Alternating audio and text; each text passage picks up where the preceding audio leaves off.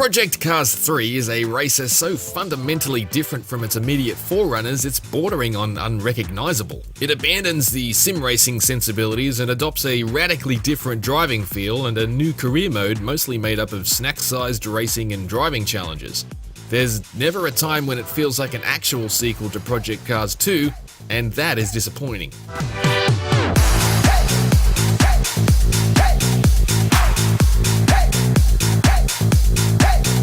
Slightly Mad Studios hasn't just sanded the edges off its previously stoic simulation experience, it smashed it to bits and reassembled it using 2/3 of the pieces, filling any gaps with stuff snapped off other races. There are times when it appears more like a mobile spin-off, and other times where it seems like somewhat of a spiritual successor to the developer's own pre-Project Cars racer, Shift 2 Unleashed. The upshot isn't necessarily a bad racing game, but it's one with a real identity crisis that's hamstrung in a number of baffling ways compared to its excellent predecessor.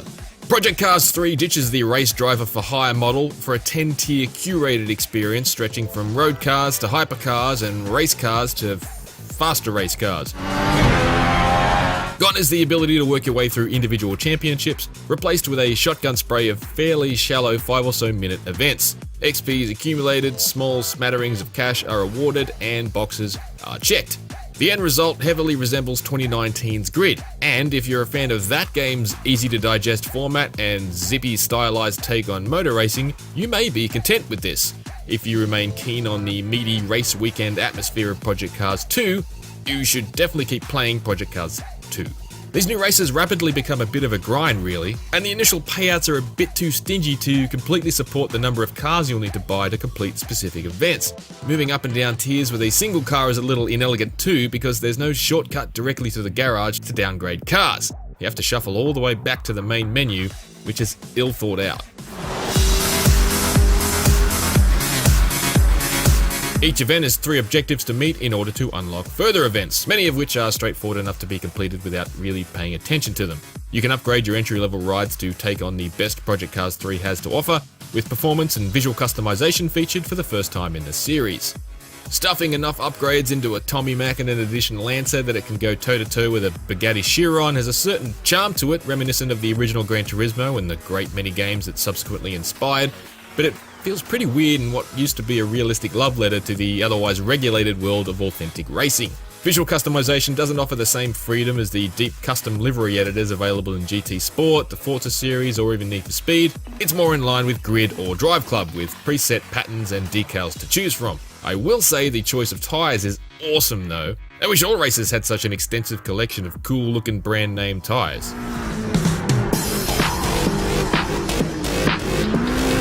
On the topic of tyres, of course, is where the rubber meets the road. Project Cars 3's handling. It is radically different to Project Cars 2 to the point where it feels like an entirely different game. For better or for worse, Slightly Mad Studios has reinvented Project Cars as a mainstream, casual-friendly racer. Grippy up front, loose at the rear, and hard braking, Project Cars 3 feels surprisingly like Grid on a gamepad.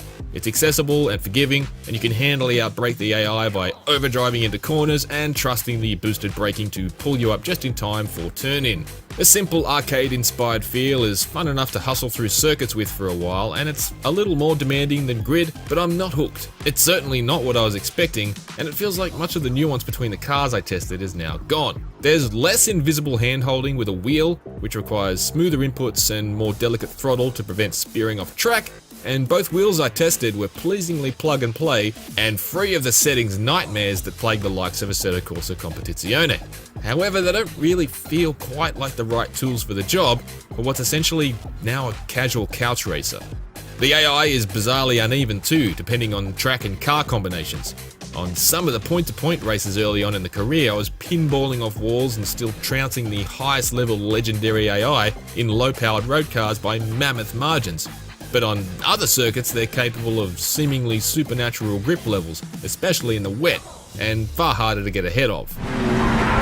In terms of those car and track combinations, beyond a handful of inclusions and omissions, things haven't drastically changed from Project Cars 2.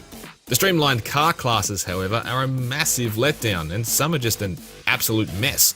In Project Cars 2, the car roster was divided up into a host of individual categories, grouping cars in sensible ways and ensuring you'd be facing logical competition out on track. A lot of Project Cars 3's classes remain exclusive enough to ensure that still happens, but others are a grab bag of mismatched metal that look like absolute nonsense out in action.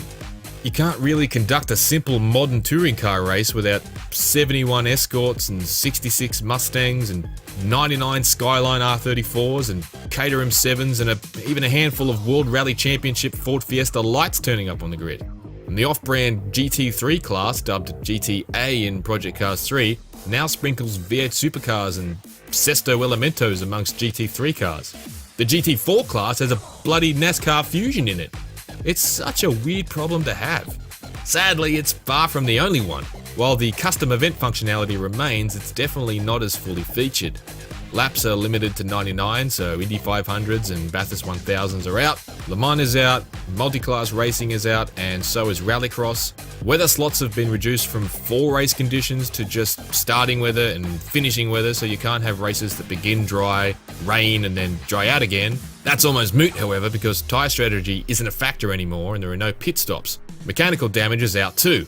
Cosmetic damage still features, but it regularly looks weird and awful, even when tickling the ultra settings on PC. Annoyingly, damage persists after restarts, so broken windscreens stay broken even if you retry an event, and the only way to fix them is crash again. Project Cars 3 seems to have a more saturated palette than the previous installment, meaning colours pop more, but in terms of detail it lags some distance behind the likes of Forza or GT, and its wild weather isn't a patch on the F1 or Dirt games.